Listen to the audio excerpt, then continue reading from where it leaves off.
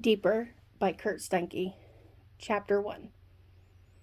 As I lounge here on my plush sofa unit with its floral designs of blues and greens descending to the sturdy but yet ornamental area rug, along with my fuzzy pink slippers, you might never guess that this woman of 55 years recently explored unknown worlds and bantered with gods. But truly I tell you that this slightly indulgent, pampered woman before you has communed with the spirits, has touched the sky, has traversed the depths of the watery abyss. Here in my log home, sitting before my mammoth stone fireplace and beneath the timber frame cathedral ceiling, I am as distant from those adventures as one can imagine. But I did not imagine those adventures any more than those gods imagined me. How does an average woman from the Rockies commune with the gods and eat at tables of royalty in unknown worlds of peace and plenty? How did I, Ruby Chambers, travel the world at Mach speeds and descend to the ocean floor?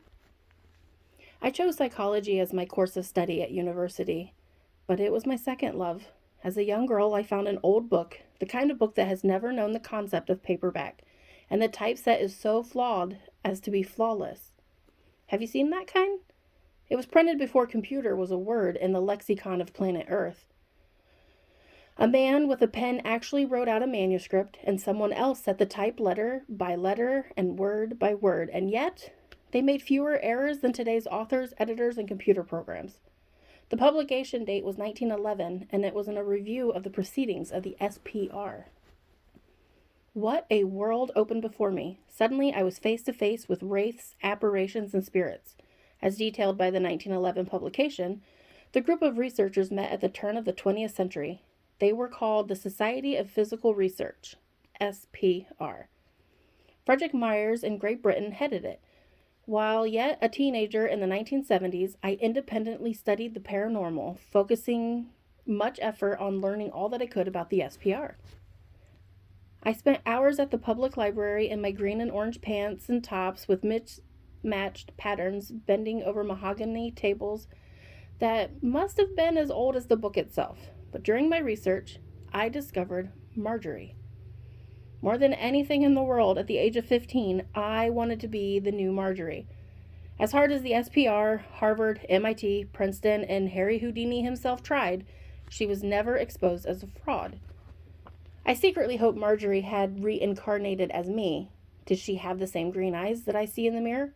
Did she, like me at 15 and ever since, have auburn hair that was much too curly on some days and not curly enough on others?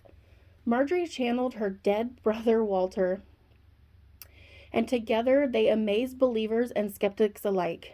She was a woman of extraordinary power, baffling the greatest minds of her time. The men who thought they knew so much, but indeed little knew how little they knew. Oh, bother. Just one moment, please. Yes, dear? My adoring husband Barry is yelling from the next room. He's always shouting when he could simply walk a few paces and speak to me face to face. I'm writing about the SPR and Marjorie.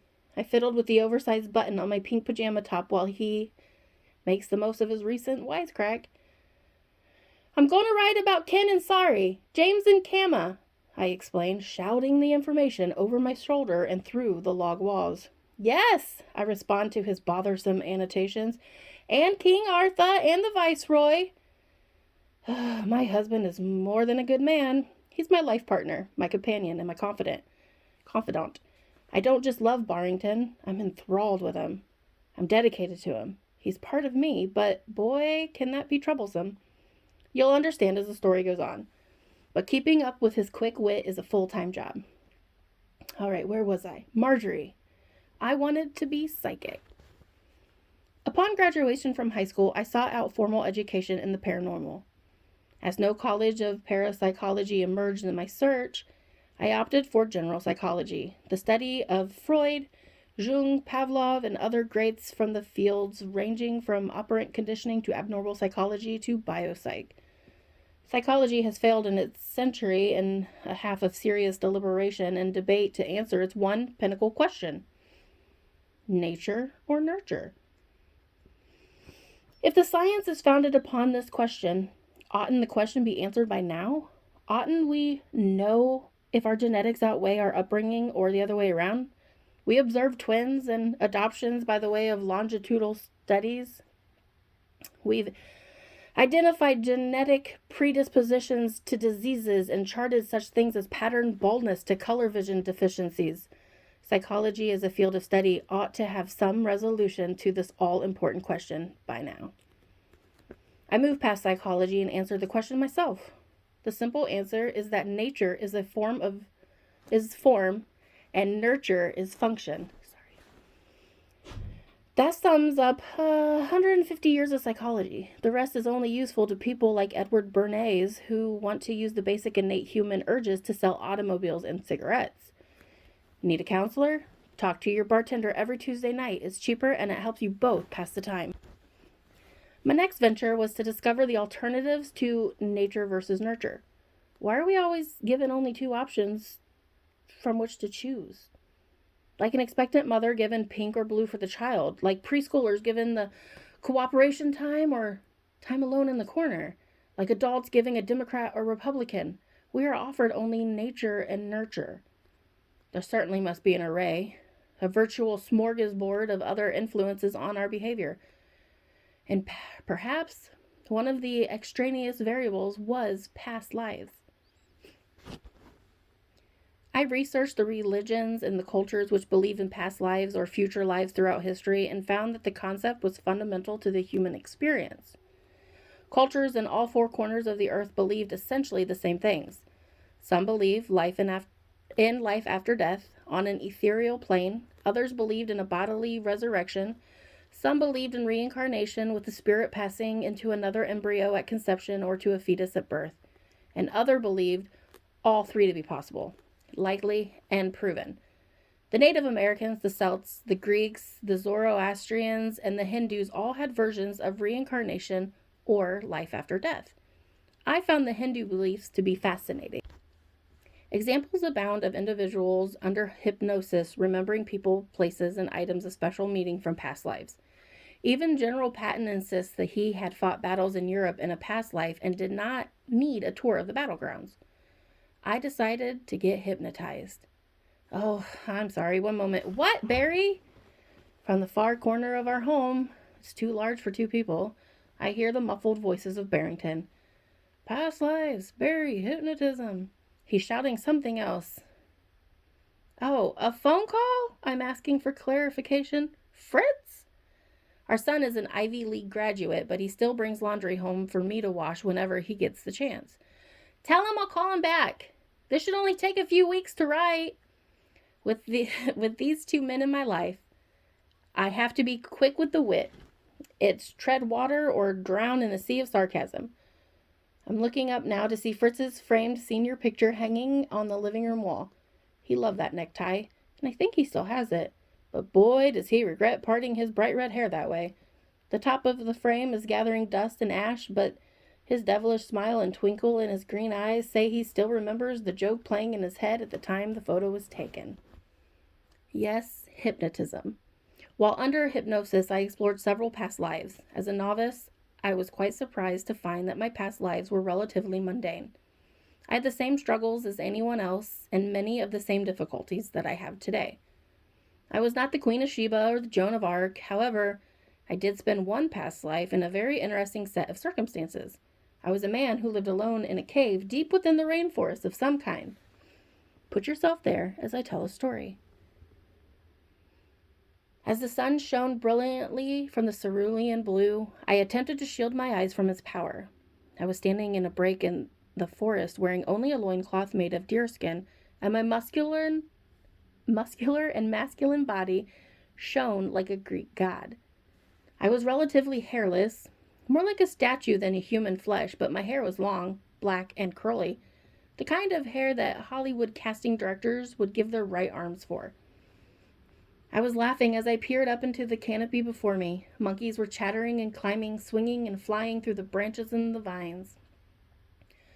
I shot off through the forest at a dead sprint, leaping boulders near a silvery creek and bounding over root systems that reached up as high as 4 feet above the soil. A family of coyotes scattered as I darted by. In the distance, I saw tapirs. I stopped at the mouth of my cave, exhausted and heaving, but excited like a messenger from Marathon. I gathered my bow, a few arrows, and a knife. Walking now, I exited my domicile, a small recess in the hillside surrounded by undergrowth and protected by a rock shelf. I glanced back at the charcoal in the center of the rock floor, noting my sleeping mat and reassuring myself that it was safe to go on a hunt.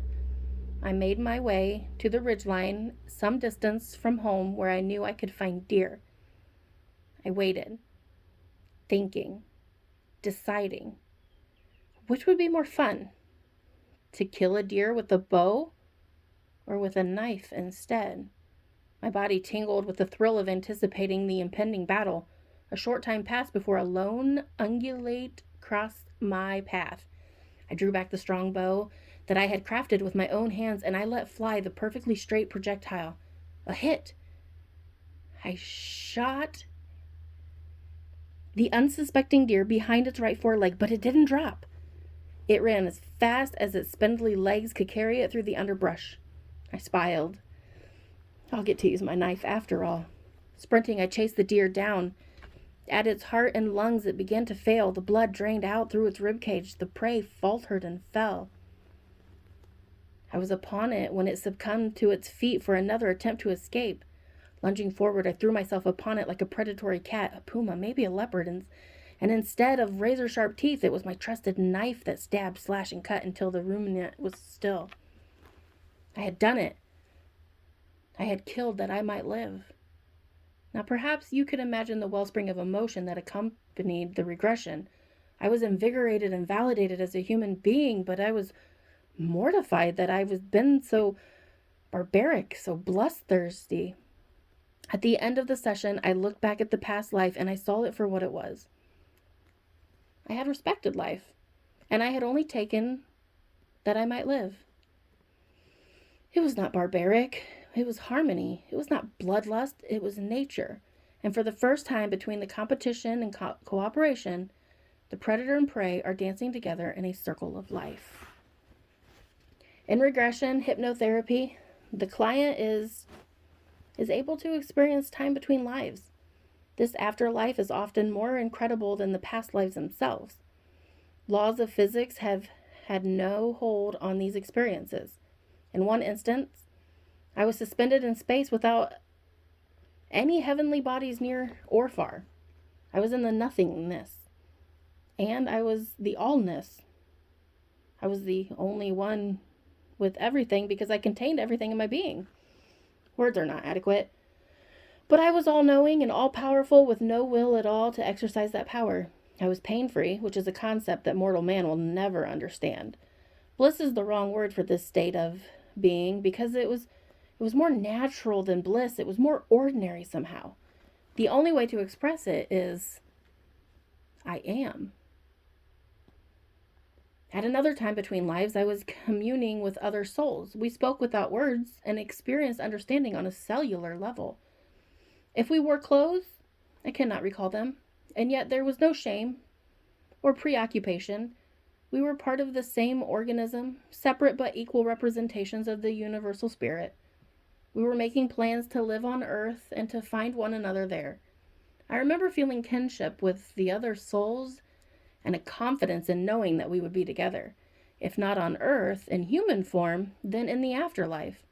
We were at peace, truly at peace.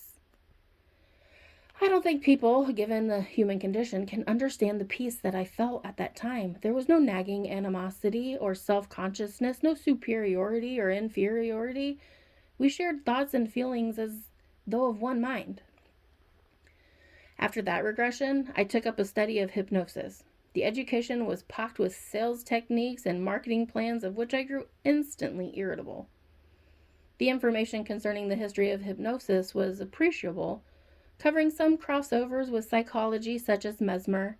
In the years that I was studying hypnosis in the 1980s, some psychologists were still utilizing hypnosis as a clinical psychology, but it was too soon to be seen as quackery. The computers became the tool of choice in psychology, including brain scans and polyographs. Simple explorations of the layer of the mind was shuffled to the back burner or lost forever. Hypnotists, faith healers, and naturopaths have had to rally for salvation in the softer sciences dealing with the human mind.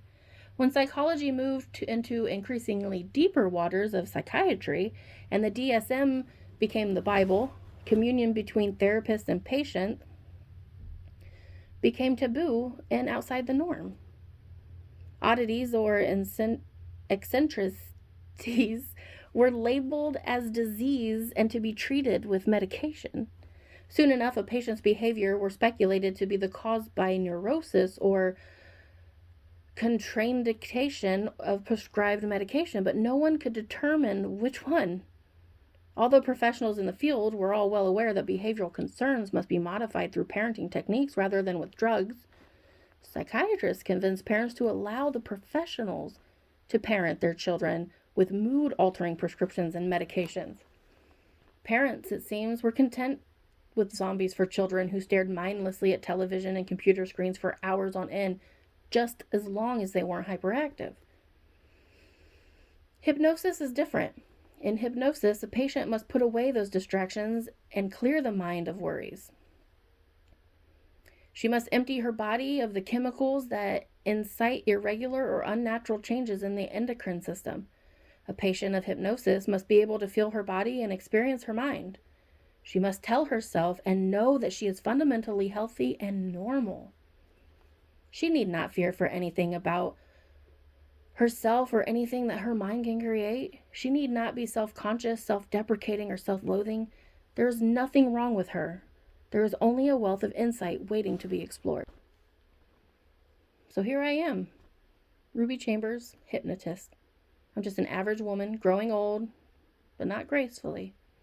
I dye my hair a deep red and I use a little too much makeup in an effort to retain my youth. But I know what beauty is. And I know what peace feels like. I know love. Do you know love, peace, and beauty? Have you seen the world that we all share? Have you really? Let me show you our world through the chatoyant green eyes of Ruby Chambers.